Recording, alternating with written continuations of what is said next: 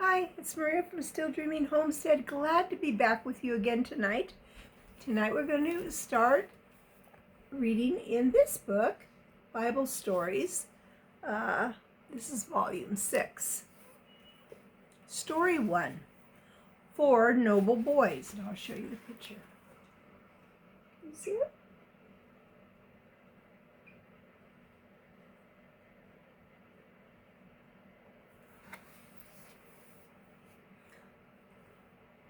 Where am I?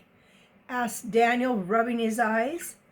Prison, muttered Hananiah, who lay beside him in a dungeon. We're in Babylon. Babylon? Suddenly it all came back, those last terrible days in Jerusalem. The long siege, that's a battle, with its hunger and fear and despair, the breaking down of city gates, and finally the Babylonian soldiers breaking through. People had been killed. There were screaming women and frightened children. What a nightmare it had been. Daniel remembered how the prisoners had been seized, means grabbed a hold of and bound tight. The dreadful march across the desert to Babylon, how they had been treated so cruelly by their conquerors. And now they were in prison. As the morning sun rose through the grating above their heads, Daniel, Hananiah, Mishael, and Azariah began to realize what a sad thing had happened to them. All four belonged to good families from Judah. From childhood, they had enjoyed the best of everything. Now they had nothing, not even their freedom. Skipped a page. As they looked ahead, the future seemed very dark indeed. Never again would they see their beloved country or their homes or fathers or mothers, brothers or sisters. They were gone forever. For the rest of their lives, they would be slaves of the hated enemy. As they talked together, they must have asked each other, why did it happen? Then they remembered the warnings from the prophet Jeremiah that said such punishments would come if the people did not give up their idols, that's false gods, and turn to God again. Perhaps right there in prison, the four men asked God's forgiveness for their own sins, and they made up their minds to be true to him always, no matter what the Babylonians might do to them. One day the prison door opened and an officer came in. He looked over the prisoners and picked out Daniel, Hananiah, Mishael, and Azariah. At first they wondered why. Had they done something wrong? Then the officer explained that Nebuchadnezzar was a great and far-seeing king. He did not kill his captives. Instead, he chose the best of them who appeared strong, healthy, and intelligent, smart, and educated them in the schools of Babylon so that they might become a strength to the country in the days ahead. The four boys, he said, should consider themselves very fortunate that they were among the few chosen for this honor. They did. They were happy indeed, but they were worried as to what this might mean. Would they be expected to worship the gods of Babylon? Would they have to take part in the worship of a heathen idol? Their worries grew when he told them that their names would be changed. From now on, they would have Babylonian names, not Hebrew names anymore. Daniel was given the name of Belshazzar. Hananiah was called Shadrach. Mishael, Meshach, and Azariah, Abednego. I might be saying those wrong, but I'm trying.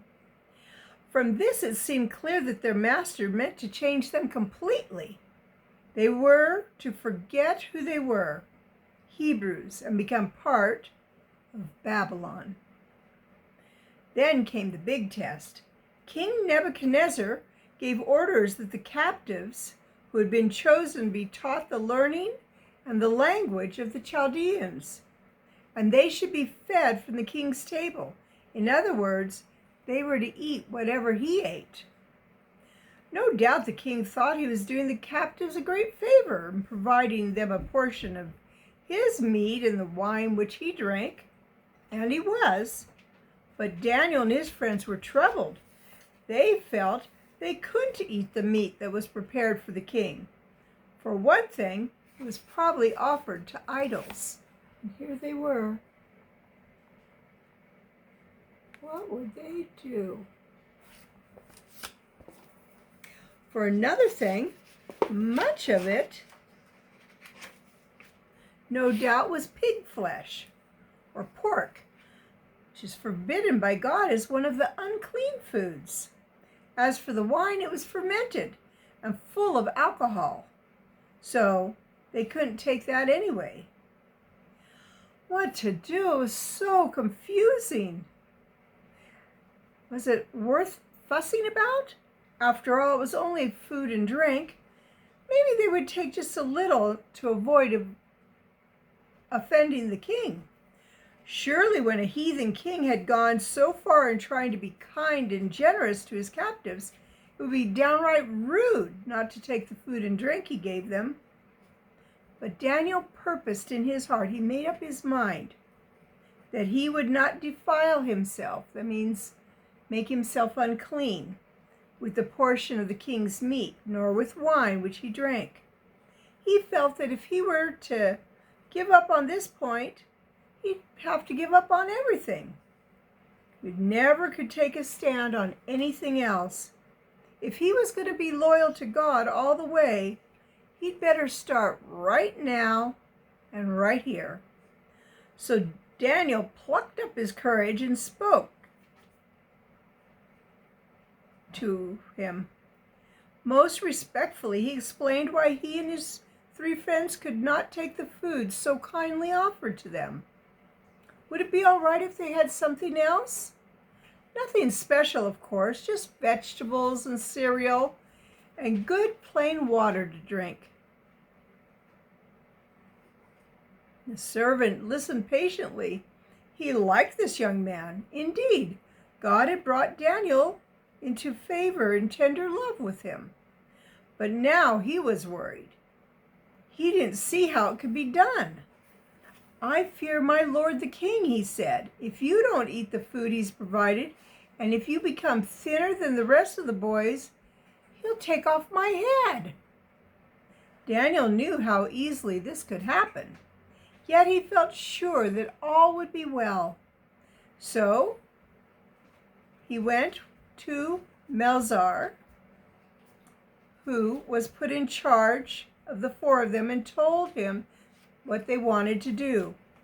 Just let us try it for 10 days, he pleaded. Give us pulse teeth, and water to drink. That's the vegetables and the grains. Then look us over and do what seems good. Oh, they weren't too sure about that. Instead of the king's meat and wine, he gave him vegetables and cereal and water. And, as you can imagine, he watched them day by day for any signs of weakness. But they didn't get sick like he thought they would, nor did they get thin and grow pale. Instead, at the end of the 10 days, they appeared very healthier and even fatter in flesh than all the children that ate the king's portion. Melchizedek was surprised and he was very pleased. From now on, he gladly gave the 4 boys the food they wanted, and somehow they were able to think more clearly than the others who hadn't done that.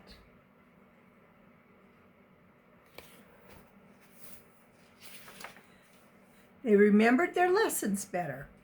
Living on a clean, simple diet, they were able to gather knowledge and wisdom faster than all the rest put together.